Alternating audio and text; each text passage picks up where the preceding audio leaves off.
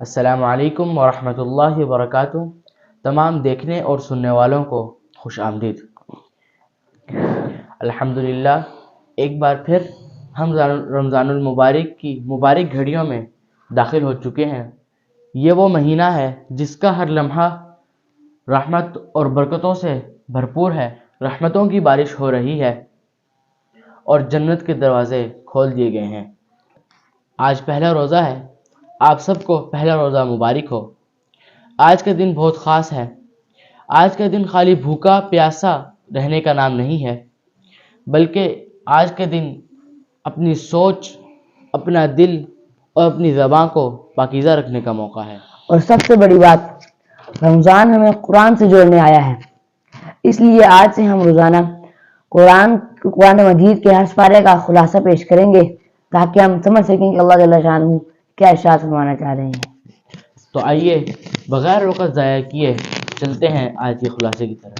آج ہم بیان کریں گے پہلے سپارے کا خلاصہ۔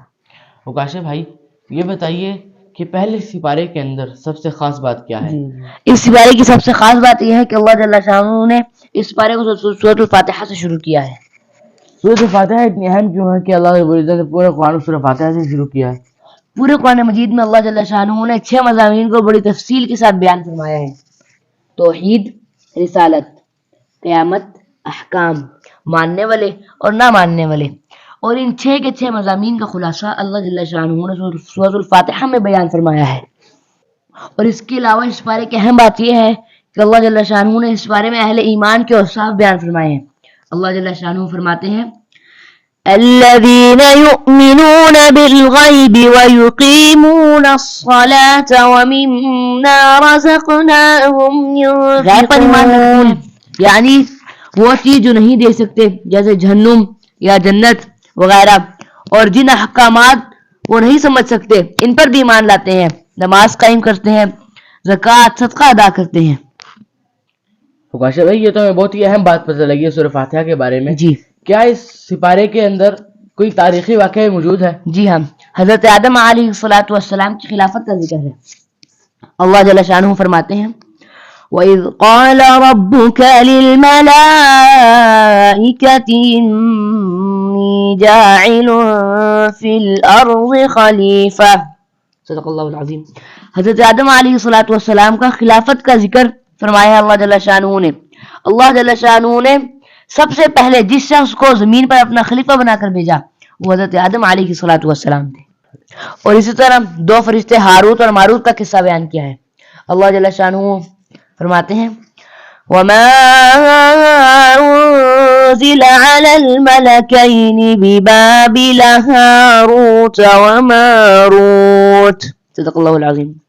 ہاروت اور ماروت کا قصہ بیان کیا گیا ہے۔ یہ 2 فرشتے تھے، اللہ تعالیٰ نے انہیں سحر اور جادو کی تعلیم دے کر بابل کے مقام پر اتارا۔ یہ ایک آزمائش تھی کہ کون جان بوجھ کر کفر اختیار کرتا ہے، اور اس لیے بھی کہ لوگ اللہ تعالیٰ کی وحی اور جادو میں فرق کر سکیں کہ جادو کیا ہے اور اللہ جل شانہ کی وحی کیا ہے۔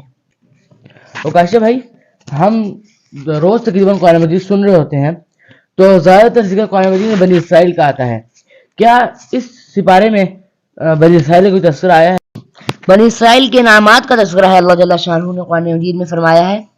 اللہ جل شانہ ارشاد فرماتے ہیں: یا بنی اسرائیل اذکروا نعمتی التي انعمت علیکم وأوفوا بعہدی اوف بعہدکم وإیایا فارہبون۔ صدق اللہ العظیم۔ بنی اسرائیل میں کثرت سے انبیاء علیہ السلام مبعوث ہوئے اور ان کو دنیاوی خوشحالی دی گئی، فرعون کی غلامی اور مظالم سے نجات دی گئی، ان کے لیے وادی سینا میں آسمان سے من و سلوہ اتارا گیا، حضرت آپ کو پتا ہے سائے کے لیے بادلوں کا انتظام فرمایا گیا، پتھر سے 12 چشمے جاری فرما دیے گئے۔ ویسے ماشاء اللہ ہمیں آج کی خلاصے سے بہت فائدہ ہوا۔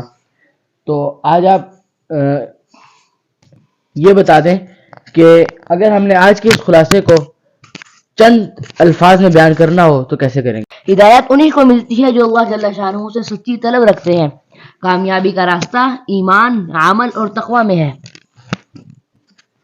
سبحان اللہ۔ کاشف بھائی، تو سوال یہ ہے کہ اس سپارے کو ہم اپنی دنیا اپنی زندگی میں کیسے لاگو کر سکتے ہیں؟ ماشاءاللہ حنزلہ بھائی، ہمیں چاہیے کہ ہم نمازوں کی پابندی کی کریں، قرآن کی ہدایت کو سمجھ کر پڑھیں، دل کو صاف رکھیں، منافقت سے بچیں، سچائی کو اپنائیں، غلطی ہو تو فوراً توبہ کریں۔